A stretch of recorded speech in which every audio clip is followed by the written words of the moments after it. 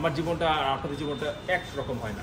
আমি দীর্ঘদিন কারাগারে থাকছি, পৈশাচিক একটা নির্যাতন করা হয়েছে, ঠিক আছে, যেটা সবাই উপর হয় না হয়তো। তো এখন আমি যেটা বলবো যে একই প্ল্যাটফর্মে আমি ইসলাম ধর্মের পক্ষে লেখালেখি করছি বিভিন্ন ব্লগে, সামাজিক ব্লগ, নাগরিক ব্লগ, আমার ব্লগ, ওই এই ব্লগগুলিতে। পরবর্তীতে আমি নিজে একটা ব্লগ খুলি farir.com পরবর্তীতে, কিন্তু আগে তো আমি তাদের ব্লগে লেখালেখি করতাম।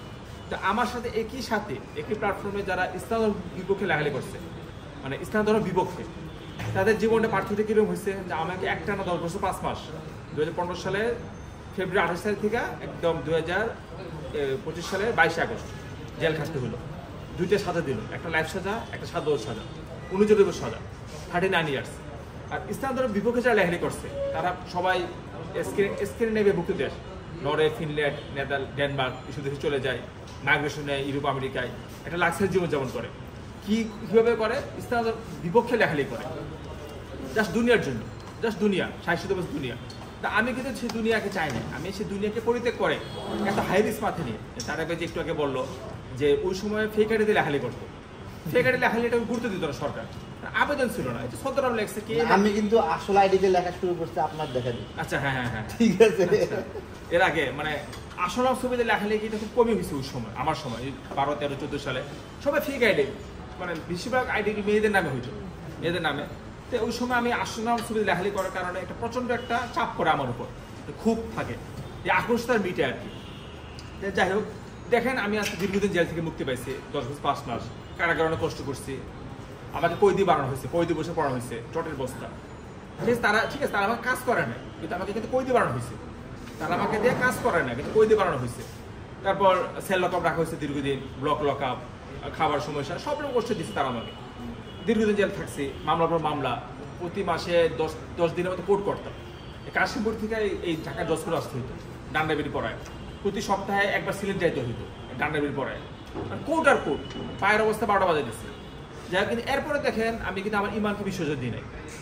আমার ইমান আগের যে পর্যায়ে ছিল, এখন আল্লাহর রহমতে সেই পর্যায়ে না। আল্লাহ সুবহানাহু ওয়া তাআলার প্রতি যেটা বিশ্বাস, ভালোবাসা, এটা কিন্তু কোনো কমতি হয় না। হ্যাঁ, জেলখানা থাকতে ডিপ্রেশন হয়েছে, অনেক ডিপ্রেশন, বিষণ্ণতা। আমি বেশিরভাগ সময় একাই রুমে থাকছি, মানে একা সেলে থাকছি, লোকও থাকছে, একাও থাকছি। শয়তান কিন্তু সবসময় উৎসাহ দিত, শয়তান যে তুমি সুইসাইড করো, তোমার একটা বছর সাজা, তুমি তো যেতে বাইরে পারবে না, আমাকে উৎসাহ দিত শয়তান, তুমি মরে যাও, গলা দড়ি দাও, সুইসাইড করো। কিন্তু আমি কিন্তু শয়তানের প্ররোচনা পালা দিই না, কিন্তু শয়তান খুব বিরক্ত করছে আমাকে আত্মহত্যা করার জন্য। এবার জেলখানায় লম্বা টুল এটা অ্যাভেলেবেল না, লম্বা যে টুলগুলি সবার রুমে থাকে না। আমার রুমে ছিল, যাকে আমি ব্যবস্থা করছি। তো এই শয়তান সবসময় বলতে, তুমি টুলে দাঁড়াও, তুই টুলে দাঁড়ায় যে ফ্যানটা আছে, ফ্যানে গলিটা মানে ঝুলা যাও।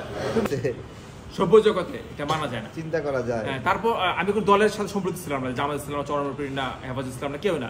কারণ ওইভাবে কোনো সাপোর্টও পাচ্ছি না দল থেকে, যে টাকা পয়সা দেওয়া, প্রতি মাসে একটা খরচ দেয় জেলখানায়, যে পিসি, যেটা পিসি না জামাত দিতেছে না, চরমপীর না, কেউ দিতেছে না। মানে যেহেতু দল করে না, দিবে কেন? আর বাংলাদেশগুলো হচ্ছে দল ভিত্তিক চিন্তা ভাবনা সব। সরকার কিন্তু আমাকে ইনস্টিগেট করছে, তুমি সুইসাইড করো, গলায় দড়ি দাও। তা আমি কিন্তু আল্লাহর রহমতে কখনো এই পাল্লায় পড়ি নাই, আমি ইস্তেকামাত ছিলাম, কষ্ট করছি। কিন্তু পরে নামাজ ছাড়তে বলতো শয়তান, যে নামাজ ছাড়ে দাও, কি লাভ নামাজ পড়া, নাউজুবিল্লাহ, আল্লাহ তোমার দেখতেছে না, ঠিক আছে, ও সহজ দিচ্ছে। আমি কিন্তু ইমানকে নষ্ট করি নাই। আমি কারাগারে থাকতেও যে ইমান ছিল, বাইরে হওয়ার পরও সেই ইমান বজায় রাখছি। কিন্তু দেখেন, শুধুমাত্র এই দুনিয়ার জীবনের জন্য, 60 বছর জীবন, বেশি কিন্তু বাঁচে না মানুষ। এই জীবনের জন্য দেখেন কিভাবে যে কতগুলো নাস্তিক ব্লগার কি করলো, কি আজে বাজে কাজ, আল্লাহ রসুলের গালিগালাজ করা, আল্লাহ সুবহানাহু গালিগালাজ কি না করছে, মানে বিশ্রী অবস্থা। জাস্ট একটা অ্যাসাইলাম পাবে, ইউরোপ আমেরিকা যাবে, প্রতি মাসে একটা ভাতা মনে পায় এরা, ওই যে দেন একটা ভাতা, অ্যাসাইলাম পাইলে 1000 ইউরো, 1500 ইউরো। আর যে বাস ভাড়াটা আমরা ফ্রি পাই, একটা কার্ড দেয়, ইউরোপ আমেরিকা যারা থাকে, মানে এরকম আর কি। একটা ফ্ল্যাটও মনে পাইতে পারে, ফ্ল্যাট পায়, মানে ছোট একটা ঘর দেয়, হ্যাঁ, এক রুম এক রুম এরকম আর কি। এটার জন্য ধ্যান কি করছে, ইমানটা নষ্ট করছে একদম, মানে নরকের কিট হয়েছে, নরকের কিট হয়েছে। কিন্তু দেখেন, আমি কিন্তু সেই ইমানটা বিশ্বজিৎ দিই নাই, ঠিক আছে, জেল খাটতে কষ্ট করছি, এখনো কিন্তু আমার সাজাটা শেষ হয় না। আমার যে লাইফ সাজা হয়েছে নিম্ন আদালতে, এটা কিন্তু হাইকোর্টে আরেকটা বিচার হবে, যখন ডেথ ট্রাফার শুনানি হবে, তখন কিন্তু এটা একটা বিচার হবে, আবার একটা তখন ওই মামলা খালাস পাইতে হবে। ইনশাল্লাহ খালাস পাবো, আপনারা যদি সবাই পাশে থাকেন, থাকবো। হ্যাঁ, মানে আমার মামলা কিন্তু এখন শেষ হয় না, জাস্ট জামিন নেই, অন বেল, যেটা কয়েদি মামলা, এটা কিন্তু শেষ হয় না, এটা একটা আবার এটা ফিনিশ করতে হয় হাইকোর্টে। বাবর ভাইয়ের মতো, হ্যাঁ, বাবর ভাই কিন্তু হাইকোর্টে আবার খালাস করতে হয়েছে, করতেছে, যদি জামিনে ছিল সমস্যা নাই, তা আমাকে এটা খালাস করতে হবে। এটা তো সহজও না, কারণ এটা একটা মার্কিন নাগরিক হত্যা। অভিজিৎ মার্কিন নাগরিক, অভিজিৎ রায় মার্কিন নাগরিক, এটা যাকে ইনশাল্লাহ হবে, একটা ব্যবস্থা হবে। যাই হোক, তো এখনও কিন্তু আমার মাথায় টেনশন আসছে, আমি এখন কই দিই, মানে আমি কিন্তু এখনো ফ্রি না। ফ্রি যে বলতে পরে আরেকটা মামলা, এখন হাজিদুর মামলা ঢাকা মহানগর দায়রা জজের ট্রায়াল আছে। ওই যে দায়রা জজে যে রাজীবের জানাজি আমাকে হত্যার হুমকি সংক্রান্ত তথ্য প্রযুক্তি জানে 57 ধারা, পেনাল্টি 506, এটা এখনো চলমান ঢাকার জজ কোর্টে, মানে হাজিদুর মামলা আন্ডার ট্রায়াল। মামলাটা এখনো বিচার হয় না। এগুলো তো ঝুলাই রাখে, বুঝছেন না, কোর্ট কাছারি। বাংলাদেশ নিমিত্ত মানে 50 লাখ মামলা আছে না, সব মিলে সংখ্যাটা জানি না, প্রচুর মামলা। মানে এগুলো তো মানে মামলা হয়, ওর উপরে আর মানে কি বলবো। যাই হোক, এটা আর কি যুবত সেটা বললাম যে দেখো, তোমরা তো বিশ্বাসটা এটা নষ্ট করবো না, কষ্ট করে বিশ্বাসটা রাখো। একটা মশা বাঁচে 14 দিন, একটা মশা 14 দিনের বেশি না, 14 দিন কিন্তু আগে এর মধ্যে জন্ম নেয়, এর মধ্যে বড় হয়, এর মধ্যে যৌবন পায়, এর মধ্যে ডিম দেয়, এর মধ্যে মারা যায়। কিন্তু 14 দিন একটা মানুষের কিছুই না। তো একটা মানুষের হায়াত 60 বছর বেশি না, কিন্তু তার 60 বছরের জন্য আমরা যদি আমাদের বিশ্বাস ভালোবাসা আল্লাহ সুবহানাহুর প্রতি এটা নষ্ট করি, এটা আসলে যুক্তিসঙ্গত হয় না। জীবন কেটে যাবে, জীবন হয় জেলে থাকলে বা বাইরে থাকলে জীবন কেটে যায়, যে কোনোভাবে কেটে যায়। জেলখানায় যারা কয়েদি, তারা কি জেল খাটতেছে না, বাইরে যারা রাস্তায় ঘুমায়, জীবন কেটে যায়। কিন্তু আমরা যে আমাদের বিশ্বাসটা, আমাদের যে ভালোবাসাটা আল্লাহর আল্লাহর প্রতি, এটা যে নষ্ট না করি। সামনে এসাইলাম, একটু এক রুমের ফ্ল্যাট, কি বলে, এক রুমের ফ্ল্যাট, প্রতি মাসে কিছু মানে ভাতা, হাত খরচ টাকা, এটার জন্য বিশ্বাসটা নষ্ট না করি। ঠিক আছে, এটা আর কি, যে ইমানটা যেন আমরা সবসময় বজায় রাখি, এটা আর কি মূল জিনিস আর কি, যে আল্লাহ রাসূলের যে ভালোবাসাটা, এটার জন্য আমরা বজায় রাখি, ইমানটা নষ্ট না করি। এটাই আমাদের দেশের নাগরিকদের ধন্যবাদ দিবেন না সবাই মিলে। ফ্যাসিবাদের পতন হয়েছে, দীর্ঘমেয়াদী একটা সংগ্রাম হয়েছে। এটা 5ই আগস্ট না, এর আগে থেকে এক লুকমায় পেট ভরে না। আগে লোকগুলো খাইতে হয়, আগে লুকমাগুলি খাইতে হয়, এক লুকমায় পেট ভরে না। বীজ লাগালে সাথে সাথে বট গাছ হয় না, সময় লাগে, পানি দিতে হয়, চারা বড় হয়, বেড়া দিতে হয়, ছাগল যেন না খায়, এরপরে ফল হয়।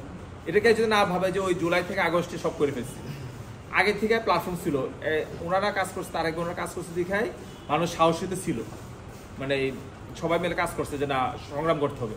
সবাই যদি তখন যে দালাল হয়ে যেতে ফেসে পাতে, তাহলে জীবনে 5 আগস্ট হতো না, একটা চাকরি বাকরি নিয়ে টিয়া জীবন কাটা দিত। ঠিক আছে, সংগ্রাম প্রথম থেকে হয়েছে বললে আজকে 36 জুলাই হয়েছে, পূর্ণতা পাইছে। হ্যাঁ, এটা পূর্ণতা পাইছে, এবং রাস্তার মানুষ নামে আসছে, ঢাকা শহরে সবাই মানুষ, একক দল বা একটা ওই যে গোষ্ঠী করে নাই, সবাই মিলে আসছে। যে বিপ্লবটা কারো একার না, সবাই এখানে।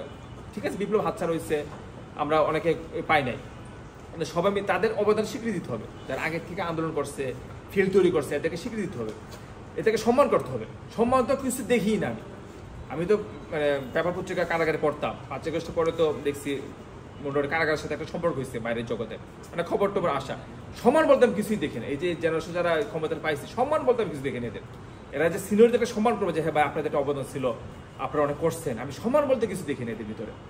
ঠিক আছে, উদ্ধত মানে অহমিকা, একটা সম্মান বলতে আমি কিছু দেখলাম না। আমার সাথে পর্যন্ত একটা সমন্বয় বা একজনের মানে যোগাযোগ করলো না, বললো না যে ভাই আপনার একটা বিশাল অবদান ছিল, যে এনসিপি বলেন, যেটাই বলেন, যে দল, যে তোর নাম হোক, নাম বলতে চাই না, একবার আমার সাথে দেখা করলো না, একটা বললো না যে ভাই আপনার একটা অবদান ছিল, আপনি দীর্ঘদিন জেল খাটছেন, ফেসিবাদের বিরুদ্ধে ওই সময় বলছেন, আমরা তো বুঝিনি ফেসিবাদ কি। ঠিক আছে ভাই, বলেন আপনার কিছু করা যায় কিনা, বা বসে একটা চাটা খাওয়ার একটা তো সম্মান করা যায়। ঠিক আছে, আপনি আসছেন, বসেন, একটা কিছু করি দেখি আপনার জন্য, একটা সম্মানও দিল না, একটা যোগাযোগ করলো না। সম্মান আমাকে ভালোই দেখলেন, একটা সম্মান দেয়া মানুষকে কিছুই দেখলাম না আমি।